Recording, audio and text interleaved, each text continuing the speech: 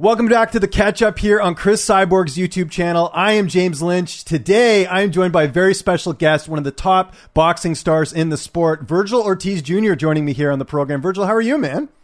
Hey, I'm pretty good. How about you, bro? I'm doing great. What a great replacement to have here on the program. And I do have to mention to our audience, make sure you subscribe to the channel. Really appreciate the feedback. Be sure to catch Cris this Thursday, CBS Sports Network, defending her title against Arlene Blencoe. Really looking forward to that fight. But Vergil, really got to thank you for coming on, man. There's a connection with you and Cris in terms of you training together with her. How did you guys initially link up for our audience who might be wondering? I think they told Cyborg about my dad, how he trains me, and I think she wanted to try him out, and I guess things have been going really good so far. I've seen firsthand how well they work together, and man, she learns fast. I'll tell you that she catches on pretty good. She's just a natural fighter, and I can't wait to see how her and my dad do together. You mentioned your dad there. I know that's a big reason you are doing boxing these days. At what age did you start training? I started at the age of 5. So basically, I went to the gym one day after school in kindergarten, and he took me. And I wasn't interested the first day because they were just hitting the bags and looked kind of boring. But he took me back the second day on a sparring day. They were sparring, and I'm a little kid, and they're over there fighting. I thought it was pretty cool, and I told him to stick me in there. And without any prior boxing experience or even having a fight or anything, they stuck me in there. And ever since then, I stayed in it. Did you know early on that this was going to be your career? I don't think there was ever a time where I was like, okay, this is what I'm going to do. Cause I guess it was always like that, like I'm in it to go all the way with it. That's how I do my things. And I think, a lot of experience already in your career. The most notable fight I think in your amateur career was when you fought Ryan Garcia. What was that like getting to fight him so early on in your career? Well, I don't think too much of it, because it was in the amateurs. It was a good fight, and he was my friend back in the time. So I don't really see him, as like a like celebrity figure that everyone else sees him. He's just my friend to me. So I mean, it's cool to see how much we both grown, and we're pretty much in the same position, pretty much Golden Boy, top fighters in Golden Boy and all that stuff. So I mean, it's just pretty cool. Do you see yourself fighting him at some point in the pro ranks? Obviously, you mentioned you guys are different fighters now, but I think that's a fight that, where the stars could align potentially. I think that's a fight that a lot of fans would love to see, but honestly, I don't think that it'll happen. He's 2 weight divisions under me. I'm pretty big for the welterweight division. I just don't think that our weights will line up anytime soon. In the future, who knows? He is a big 135. He's pretty much my size. But I don't see it happening. Yeah, no, for sure. Obviously, a lot of things got to come in place. But just, I was curious because there's that history, like you mentioned, in the amateur ranks there. Another name I'm going to throw at you here, Keith Thurman, who just fought Manny Pacquiao. I know there's been some talks. Is that a fight that you think could come to fruition soon? Oh, yeah. I mean, that's definitely a fight that I'm looking forward to. I hope that, with all this, across the street or whatever, all nonsense, that it just, we can get over that and we could make the best fights in boxing happen. Those are, PBC has a lot of great welterweights, and I would like to fight all of them. Do you find it's more difficult to book fights now with the pandemic going on? Because obviously there's probably less events. I know, there's no crowds, right? So, obviously it's a little bit tougher for promoters to put on shows. Have you noticed that so far, just trying to get your next fight?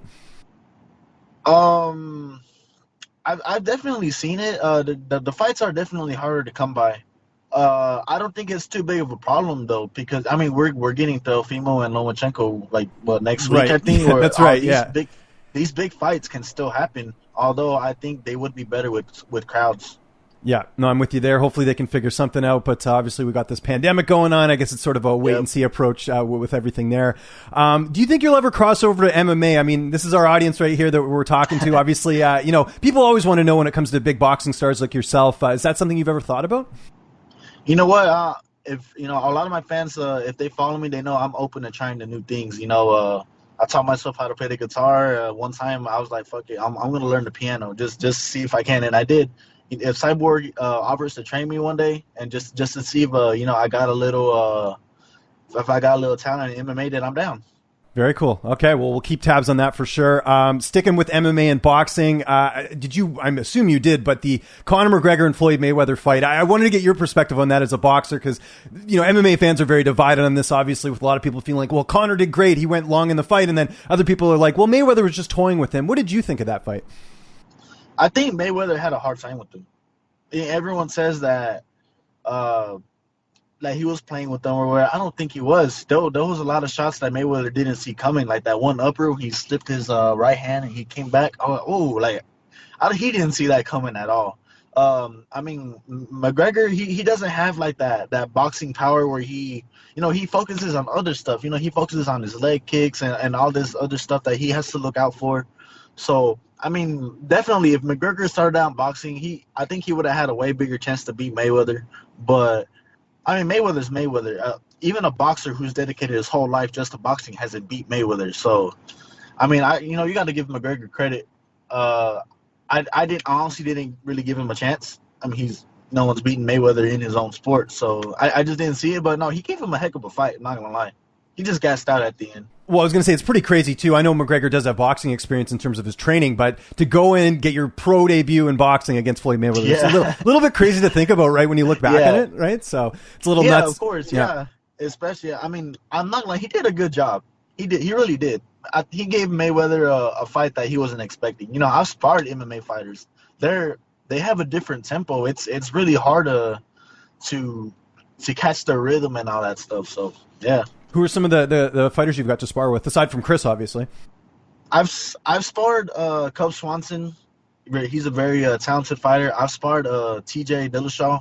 And I think I sparred Shorty, Jose Torres. Oh, cool. I sparred him as well. Yeah. What a nice guy. He's a really cool guy. And, one thing I've noticed against all of them, obviously they're not at like a professional, straight up only boxing, level, but they're really good fighters and they're really hard to just to figure out. That's as basic as I can put it. They're really hard to figure out.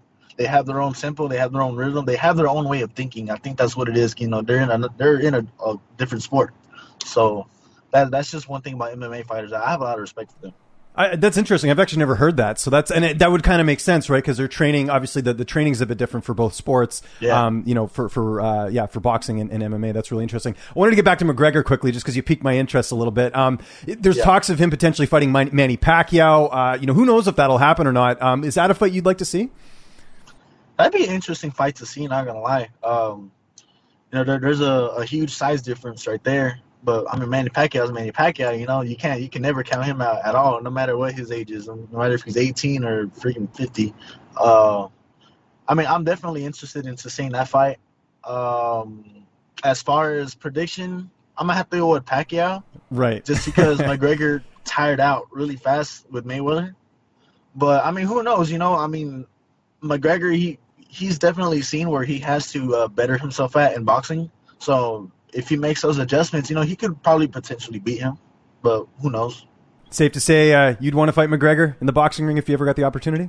That'd be awesome. Even if I don't get to fight him, I would at least like to spar him. That's he's going to go down as one of the legends, and I would like to spend some time in the ring with him. And back to your career for a little bit, for those who don't know, what have you found the biggest difference between amateur boxing and professional boxing? Because I know there are some differences.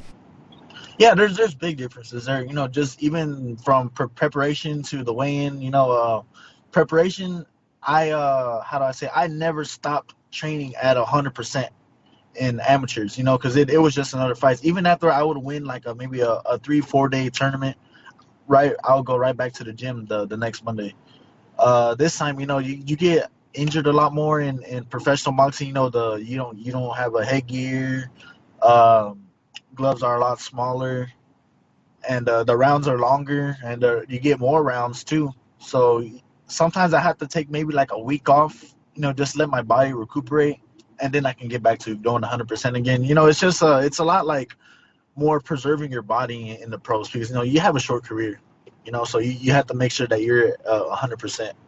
And there's been talks of Cris Cyborg going over to boxing as well. We've heard the rumors for years. I don't know. Did you catch her sparring Raquel Miller? I don't know if you saw that footage. She looked pretty good going toe-to-toe with her. Yeah, I've seen some of the sparring. I was there for some of that, and no, they were both doing really good jobs. And I was surprised at Cyborg how good of a transition she made into boxing. Because I'm sure she was like itching to kick her or something. But she Right.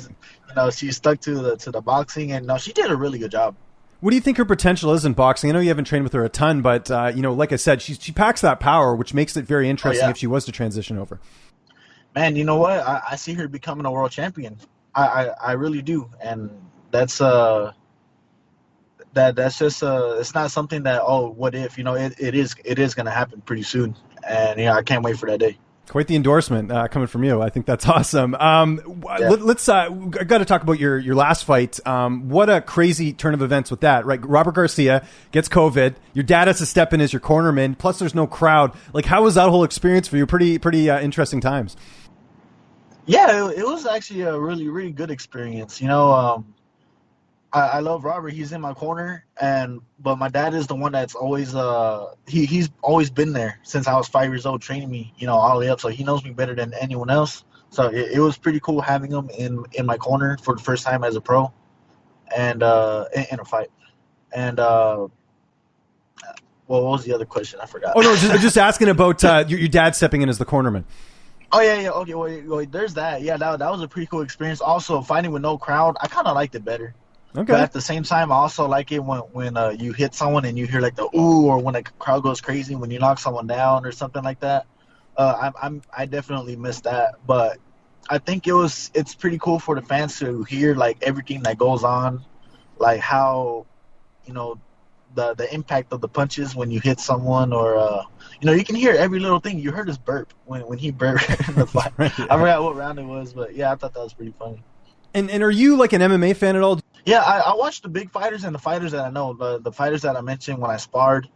Yeah, other than that, I like, even in boxing, I don't like watching boxing unless if it's going to be a big fight or if I know the guy.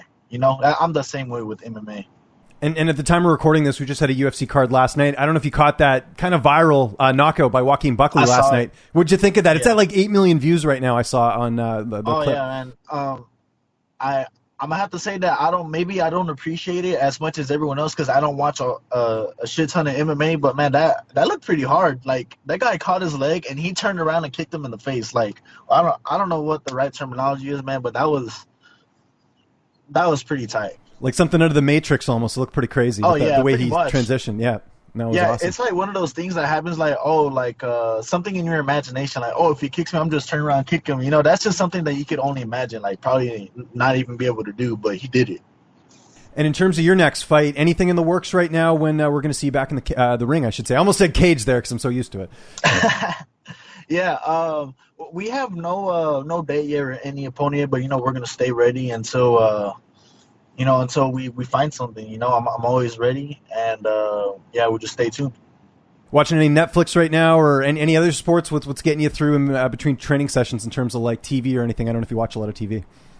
I literally just watched Karate Kid 3 for the first time yesterday. I've always seen 1 and 2, and I watched those over and over. I didn't know those were 3, and my dad told me to watch Cobra Kai, the TV show, but he said before that you have to watch the movies, and I said I think I saw 1 and 2, but I don't know if there's a 3 or not. He's like, yeah, watch 3 is when he goes over and trains with Cobra Kai for a little bit. I'm like, oh, okay. Well, then I watched it, and I thought that was pretty cool, so I'm gonna watch Cobra Kai maybe later today.